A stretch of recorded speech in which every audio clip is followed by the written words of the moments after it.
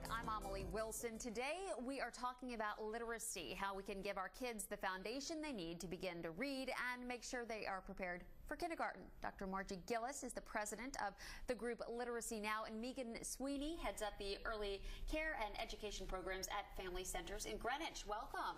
Thank you. Well, you two are partnering, first of all. Margie, tell us what you're doing down in Greenwich. I am working with teachers at Greenwich Family Centers and helping them understand the importance of pre-literacy and early language skills with young children. And how young are we talking about here? We're talking about 3-, 4-, and 5-year-olds. And Megan, I know you all service infants all the way up to... We do. And how many students do you all take care of? We have a total of 214 children in 4 different sites, ranging from age 6 weeks on up to 5 years of age. And are they from all over Fairfield County or just Greenwich? Primarily they're people who either live or work in Greenwich, although certainly there are people who might live a little bit outside of that area. Okay, and your teachers are being trained by Margie. They are. What kind of advice can you give to parents? You know, every night I remember reading Goodnight Moon or Runaway Bunny with my parents. When should they start reading to their kids? You can start reading to your child really in utero. Okay.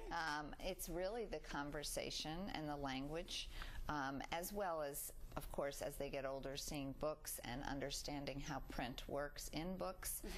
But the conversations, the language interactions that parents have with children is critically important. There's an interesting study that was done, now it's about 15 years ago, that showed that there was a 30 million word gap between children in welfare and children in affluence by the time they were 4 years old. So that meant that children from affluence heard about 45 million words by the time they reached the age of 4 versus 13 million words that children in poverty heard. So just sheer numbers and volumes of words that kids are hearing is going to make a difference as far as setting them up for learning how to read when they go to school. Absolutely. And so I know, Megan, you all really put an emphasis on reading. Yeah, we absolutely do. In all of our classrooms, even at the 6-week age level, there are books in the classroom.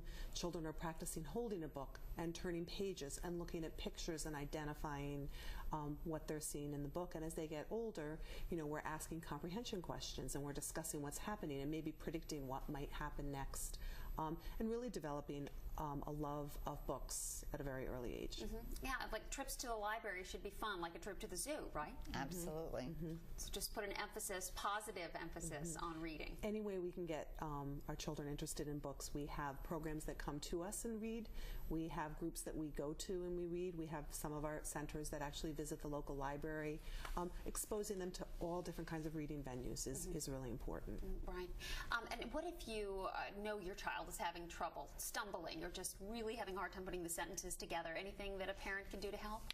I mean, I think that we know that early intervention makes a difference. So if a parent feels like there is a problem, there often is a problem. So I think highlighting that to the preschool providers is really important. Okay, great. So just bring it to their attention. Yeah. I also think it's important to say if a parent doesn't know how to read him or herself, you can still look at books together and have a conversation about books. So it's true that there are many parents that don't have their own literacy skills up to where they feel, you know, confident, but that shouldn't deter them from, you know, interacting with books and helping their kids develop a love of books, like Megan said.